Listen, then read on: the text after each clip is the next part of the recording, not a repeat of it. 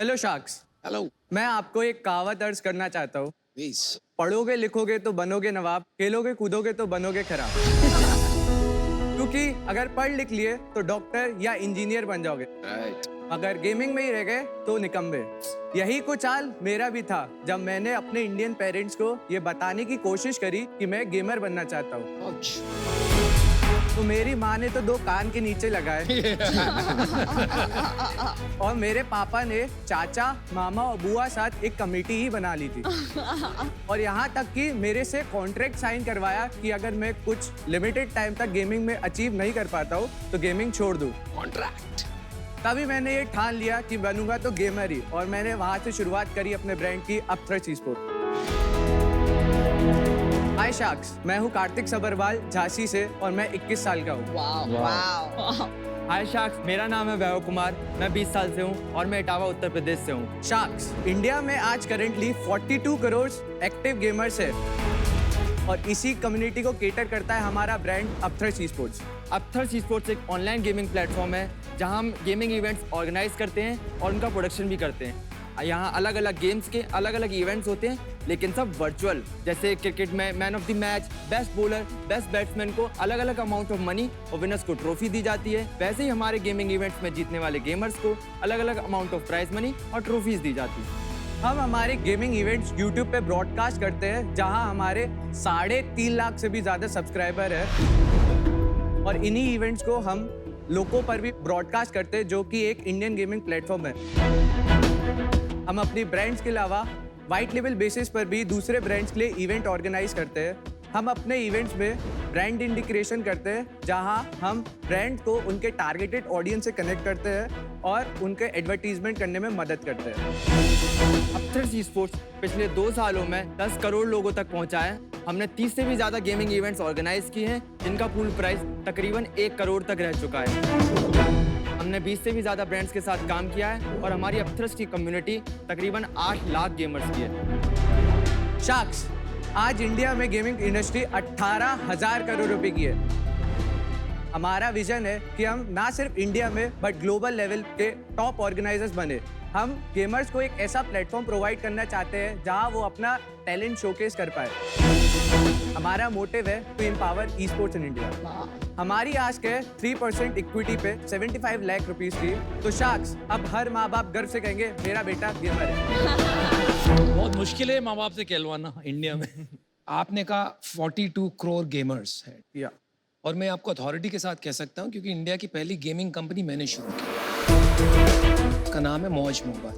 42 crore gamers हैं जरूर, लेकिन most of them are casual gamers. Correct. Basically हम लोग जो मिड कोर है और हार्ड कोर है उनको केटर करते हैं। आज के टाइम पे जो हार्ड कोर गेमर्स है, प्रोफेशनल गेमर्स है, उनकी तादाद 2022 में 1 मिलियन प्लस है और जो मिड कोर है उधर 2 मिलियन प्लस है। अच्छा, थैंक यू। कार्तिक, हाँ जी। आपके जो पेरेंट्स थे, अब उन्हें ठीक लग रहा है कि आप कर रहे हो जो सही कर रहे हो, गेम खेल रहे हो? उन्होंने मेरे को टाइम दिया था कि 6 महीने में कुछ मेरे को 50,000 कमा के दे। फिर? तो 6 महीने बाद 5 लाख कमा के दे दिए। तो फिर उसके बाद पूछा बस तो अभी कोई अपना वो दिखाओगे, डेमो या कुछ? या तो शार्क्स, हम आपको इसके बेटर एक्सपीरियंस के लिए एक लाइव डेमो दिखाना चाहेंगे। जैसे स्पोर्ट्स की दुनिया में होस्ट और कमेंटेटर्स होते हैं, वैसे ही ई स्पोर्ट्स की दुनिया में होते हैं कास्टर्स। तो हम आपको इंट्रोड्यूस कराना चाहेंगे एक प्रोफेशनल ई स्पोर्ट्स कास्टर से जो आपको गेम के बारे में बताएंगे। तो कैन वी ब्रिंग? या श्योर। अच्छा, यहीं हाय शार्क्स, मैं हूं स्पीरो और मैं हूं एक प्रोफेशनल ई स्पोर्ट्स कास्टर। अभी अनुपम जी एंड अमित जी को बुलाना चाहूंगा यहाँ पे। आज हम खेलने वाले हैं न्यू स्टेट मोबाइल। इसके रूल्स बहुत सिंपल रहेंगे, जहाँ पे जो भी शार्क पहले 2 पॉइंट हासिल करेंगे he would win. Ma'am gun का है? अब आइए, अब आप आगे जाओ। गोली कहाँ से मारते हैं? इससे। किससे? इससे? हाँ। सो जैसा कि आप जानते हैं, इट्स अ 1v1 कॉम्पिटिशन। नए हैं तो कंट्रोल्स देखने की कोशिश कर रहे हैं। They want to figure out कि क्या वो कर सकते हैं। Here you go, पहले ही यहाँ पे जीत चुके हैं। अनुपम जी ने पहला पॉइंट हासिल करा। या इट इज 1-0।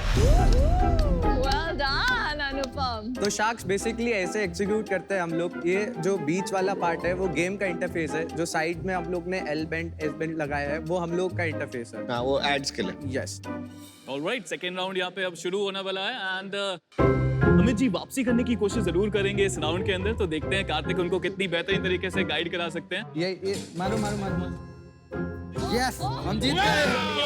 2-0 से अनुपम जी ये कंपटीशन जीत चुके हैं। बहुत बढ़िया। Wonderful commentary, thank you so much. Thank you brother. Revenue model तो मुझे समझ में नहीं आ रहा है। आई एम सॉरी बट ये मुझे पता नहीं चल रहा है ये मॉडल। तो हम लोग का जो रेवेन्यू मॉडल है वो बेसिकली 5 मॉडल्स है। 5? यस।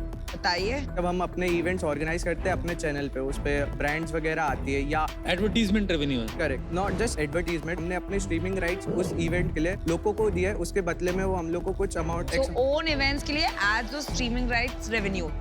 करेक्ट। हम लोग अपना प्रोडक्शन आउटसेल करते हैं और वाइट लेबल इवेंट्स भी करते हैं। हम लोग ब्रांड और इन्फ्लुएंसर को आपस में कनेक्ट करा के मार्केट प्लेस है। या correct. Okay, got it. Then और ब्रांड इंडिकेशन। कार्तिक, वैभव, आपकी इंडस्ट्री थोड़ा समझें। स्पोर्ट्स गेमिंग टोटल साइज क्या है ई स्पोर्ट्स इंडस्ट्री का साइज अभी तकरीबन 5,000 करोड़ के आसपास ग्लोबली, इंडिया में। इंडिया में? जी। अभी तक इतना है नहीं। चलो, आपको नंबर्स ठीक से नहीं पता है, लेकिन फिर भी आपकी इंडस्ट्री को थोड़ा ब्रेकअप कर। पिक्चर का एनालॉजी ले लेते हैं, मूवीज का। मार्वल करके स्टूडियो है, उनके पास इंटेलेक्चुअल प्रॉपर्टीज, ठीक है। फिर एक कोई लोग हैं जो पिक्चर बनाते हैं, producers, right. Then there are distributors. Most value capture होता है जिसके पास इंटेलेक्चुअल प्रॉपर्टी है और या कि आपके पास डिस्ट्रीब्यूशन, जो स्ट्रीमिंग हो गया आपकी इंडस्ट्री। आपकी इंडस्ट्री में जो स्ट्रीमिंग प्लेटफॉर्म्स यूट्यूब है, और आपने किसका नाम लिया था? लोको। बाकी जो प्रोडक्शन है, छोटे प्रोडक्शंस करते हैं, वहां भी पैसा बनता है, लेकिन इतना वैल्यू कैप्चर नहीं होता है। तो आप एक प्रोड्यूसर, ये बात सही है, you are not a distributor. इसमें यार बिजनेस बनाना तो मुमकिन है, लेकिन इन्वेस्टमेंट के तौर से थोड़ा मुश्किल है। आप बेसिकली एक ई गेमिंग ऑर्गेनाइजर हैं आज की तारीख में, और वहाँ आप एक हद तक धंधा बना सकते हैं, 2 करोड़, 5 करोड़, 10 करोड़, लेकिन उसके बाद आप कैसे डिस्प्रपोर्शनेटली स्केल करेंगे ताकि मेरा रिटर्न बन सके एज एन इन्वेस्टर, वो आज की तारीख में क्लियर नहीं है। शायद आप समझा नहीं पाए। आप कुछ बोलना चाहेंगे? यस। तो बेसिकली लास्ट ईयर जो हम लोग ने रेवेन्यू जनरेट किया वो अगस्त से मार्च तक का था, जिसमें हमने 59 लाख रुपए जनरेट करे। इस साल हम लोग ने 6 मंथ्स में 3 करोड़ का रेवेन्यू जनरेट किया है। वाह, वेल डन। पिछले महीने कितना किया? 33 lakhs। चलिए, मेरा डिसीजन फिर भी वही रहेगा, क्योंकि मुझे लगता है कि ये एक हद तक आप उसके बाद स्केल नहीं कर पाओगे। बस एक बात की मैं आपको दाद दूंगा, इंग्लिश में कहते हैं make your passion your work and you won't work a day. तो आपने वो किया, आपके मम्मी डैडी आज प्राउड है, तो बहुत गर्व की बात है। But I am out. Good luck. मैंने भी अपना डिसीजन बना दिया है। तो यू नो यूजुअली एक बिजनेस एक्यूमेन से हम आपकी मदद कर सकते हैं, मेंटरशिप कैपिटल दे सकते हैं, लेकिन इस एरिया में सचमुच मेरा बिल्कुल एक्सपर्टीज नहीं है। तो मैं बिल्कुल आपकी मदद नहीं कर पाऊंगी, and for that reason I am out, but I wish you the best.